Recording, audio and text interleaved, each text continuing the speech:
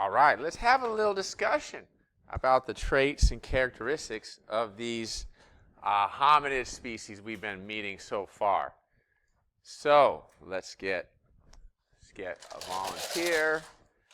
Start us out. Let's check this out. Let's see. Caesar, what's a trait that you can point to that you remember? Oh, yeah. So what's the fancy way of saying walking on two legs? Walk on two legs. There's a special term for it. Starts with a B. Let me rewrite that.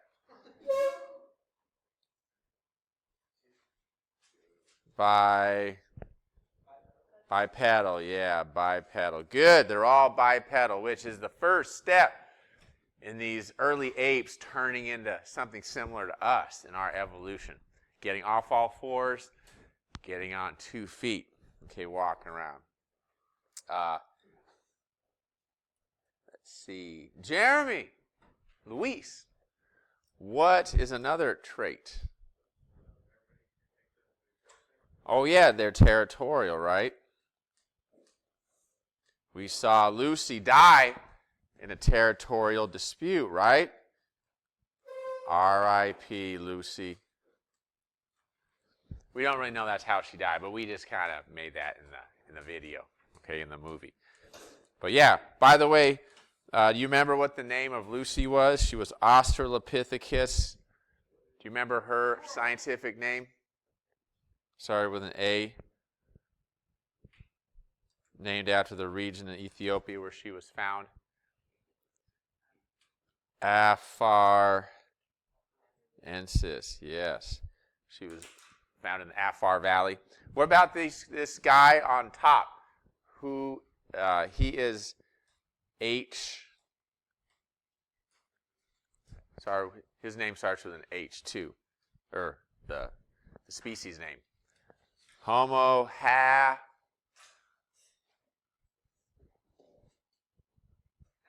habilis. Okay, and you can see, ooh, what does he have right there? A rock. So what were they doing with these rocks? What did we see him do with the rock? Not throw it. Crush stuff. What was it crushing? Did it help them? No, it wasn't doing termites. It wasn't doing, Nuts? No, that makes sense, though. I like that. Keep going. But we saw it crush something. Jeremy? Crushing bugs? No. They were crushing something that allowed them access to a new food source.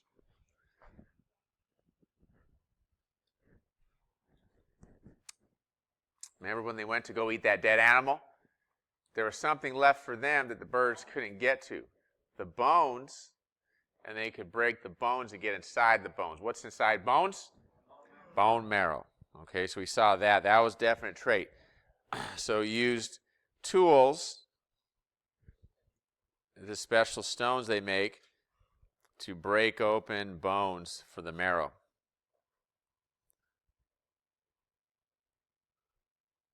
And that was really critical because then it could get a lot more energy and food. All right. Yes, a big improvement in their food sources. All right, bone marrow, lots of calories, delicious. And all those extra calories helped what? And this is your hint. Stephen, what did it help the habilis do? Oh, well, yeah, it would, right? It could, if it can get all that fat, it could go without eating for a while, okay? Something about its body, though, changed. This helped spur a change in its body. So what about the body changed with all this extra calories? Think about why we're human. Destiny. What do you think, destiny? Here's a hint.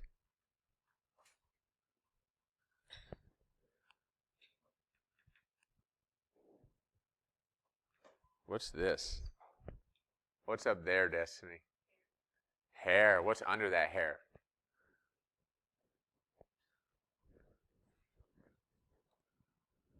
What's under that hair in here? Brain. Does this brain look very big? No.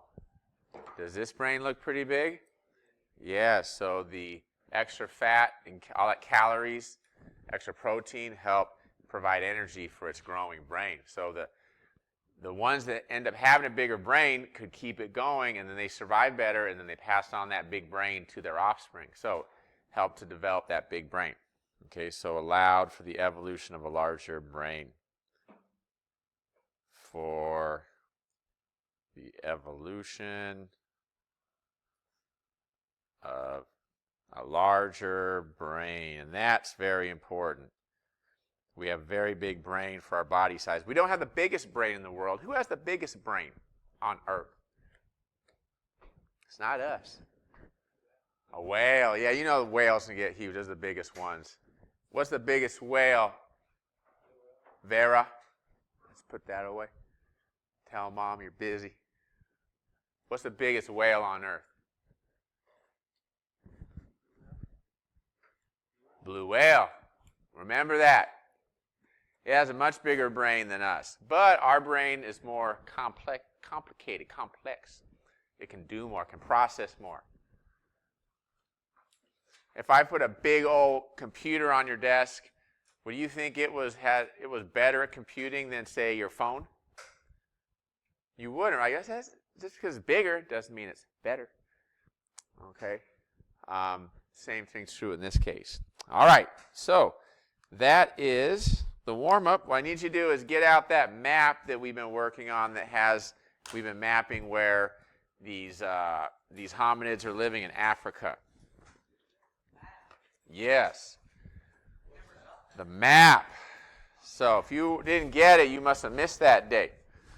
You must have been gone. You must have just been, I don't know, you were doing something else. You had better options. You're like, Vandervoort, I got better options today. I'm just going to do my different thing. Just the map. Oh, and get out a blank sheet of paper too, because you're going to need that. So find a friend. Make a friend so you can borrow from them. All right, so let's talk about the map that we've been working on. Jeremy, what's up? Dang, that's too bad. Just a second. All right, so here are the different hominids that we've been meeting so far. We got Lucy, that's Afarensis from Ethiopia. Next up is Boisei, official name Paranthropus boisei from Tanzania. Then Homo habilis is the last one we looked at. They're from Tanzania. That's where the bones were found. Most of them, that is. Next, we're going to meet this next species called Homo ergaster, and most of their bones have been found in Kenya. All right? So we're still in southern eastern Africa, as you can see, central southern eastern Africa, where all these human upright walking apes evolved. There could have been up to 9 or 10 different human-like apes walking around 1 million to 2 million years ago. It's pretty crazy. Now there's only one. So on your map, go ahead and get yours looking like mine. Okay? Have yours look like mine. All right. So you should already have this information on the Afarensis. I want you to add the 3.9 to 2.9 million years ago. So we're going back about 4 million years with these hominids that we're looking at. 4 million years. That's a lot of years. This is on the back of your... Now, those of you that were here before, you'll have this writing. If you just got your map today, you won't have this writing, but you can just write this information down here. No biggie. All right, the next one we looked at, the Boisei. Again, bipedal walking around on two legs, looked like a gorilla, had a lot of body hair. Giant molars, big teeth, ate reeds, and mostly plants, but it also ate termites. Nickname, Nutcracker Man. This is what the skull looks like. What really stands out about this skull to you? The cheeks, yeah, or what is it specific? What's this big thing here? Yeah, the cheeks, yeah. The cheeks and the jaw. Now, why is its jaw so big? Because its teeth are really big, right? It's got to eat a lot of plants in order to survive, so it's got to eat all day long. What happens if you're trying to eat a lot and you have tiny little teeth? What's going to happen to those teeth? They're going to get worn out. They're going to get cracked. They're going to get busted. Does that happen to humans? Do we have our teeth get busted sometimes from eating? Have you ever heard of a person cracking a tooth eating something? Yeah, it happens. Not so much when you're young. When we get my age, yeah, your teeth can crack. And what happens? You guys know what the dentist does if your tooth cracks? What they can do to save your tooth? Well, it's kind of like a filling, a little bit more. They kind of put a fake tooth on top. It's called a crown. You guys heard of a crown before? So yeah, ask your parents. They might have those. I have two. But these don't need crowns. They had huge, giant teeth. They could just chew all day long. Giant. And the cheek here is there to help support the muscles that run the jaw. Also, for the muscles, see that? It looks like a fin? This big ridge on top of its skull. We don't have that. These do, because that's to hold more muscles. The muscles wrap all the way around to here, and that's where they can get that really good bite. What kind of animal that you all aware of can bite really hard? Crocodile, yes. This is an animal that might be in your house. Probably don't have a crocodile. Dogs, right? Do you think dogs have this ridge on their skull? Do you think dogs have this ridge? Yes, they do. And that same purpose, muscles attached right here to help give them a really strong bite. Got to watch out, right? Dogs got a strong bite. Don't want to get bit by one of them. The next thing we saw was the habilis, the Homo habilis. That goes 2.4 to 1.4 million years ago. They used simple stone tools. We saw them break the bones apart. They ate fruits, plants, meats, mostly from scavenging, animals that already died or were killed by other animals. Probably a lot of body hair. And what delicious treat were they trying to get high up in that tree? Honey. Oh, if you were living back then, how would honey taste to you? It would taste so good. Well, yeah, you're eating bugs, you're eating roots, you're eating rotten meat. You came across some honey, you would be freaking out happy. You'd be like, oh, I love this honey. I'm going to climb up in that tree. I don't care how many times I get stung. I seriously, if I was hungry like that, I would get stung. Trade off for a delicious, Anybody, unless you're, some people are allergic, right, can kill you. But I'm not allergic. I get stung a lot. Yes. What does what say? Next to what? Use simple stone tools. Yep. And the last one, the one we're going to meet today and learn a lot about, are the Homo ergaster. They lived not quite as far back, but up until about 1.4 million years ago, like the Homo habilis. So ergaster lived 1.9 to 1.4 million years ago. This is where things changed. They got a lot taller. Up until now, they were pretty short. Guess how tall Lucy was? The first one we met. She was 3 feet. So that's as tall as this meter stick. So if this was Lucy, this would be Lucy running around talking, hello. That's pretty short, huh? So they were pretty small. But now we're getting much taller. And they're getting a much bigger brain at this point. So larger brain. Taller, larger brain. They're starting to look a lot more human at this point. Just their physical traits. And I don't have a Homo ergaster skull. I do have Homo erectus, Homo habilis, that is. This is Homo habilis. So see how small it is? Not very big.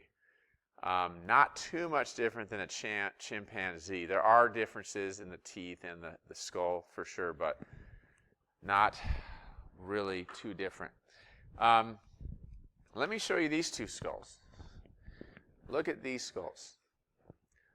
One of these skulls is human, one isn't. Which one do you think is human?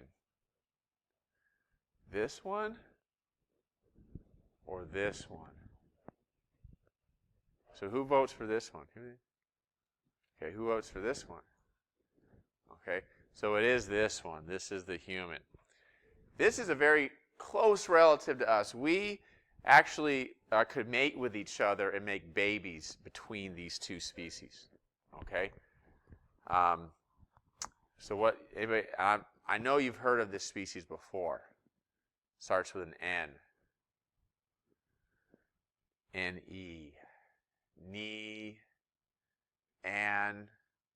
Neanderthal, yes, nice job, Ezekiel. So this is a Neanderthal.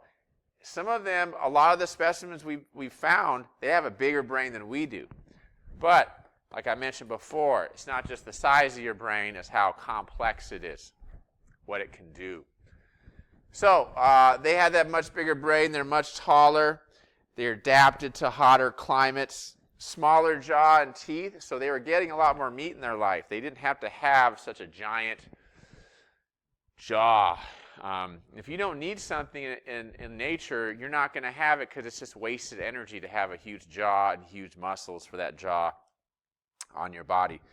And here where we see reduced body hair. This is where now they can use sweat to cool themselves down, and to make that work best, they reduce their body hair. They used hand axes quite a bit, and they hunted in organized groups. So now, about 1 million years ago, we started to see some really similar species to us. And after, I'm going to give you a couple more minutes to write that down, then we'll move on and we'll start watching part 2 of the Walking with Caveman video.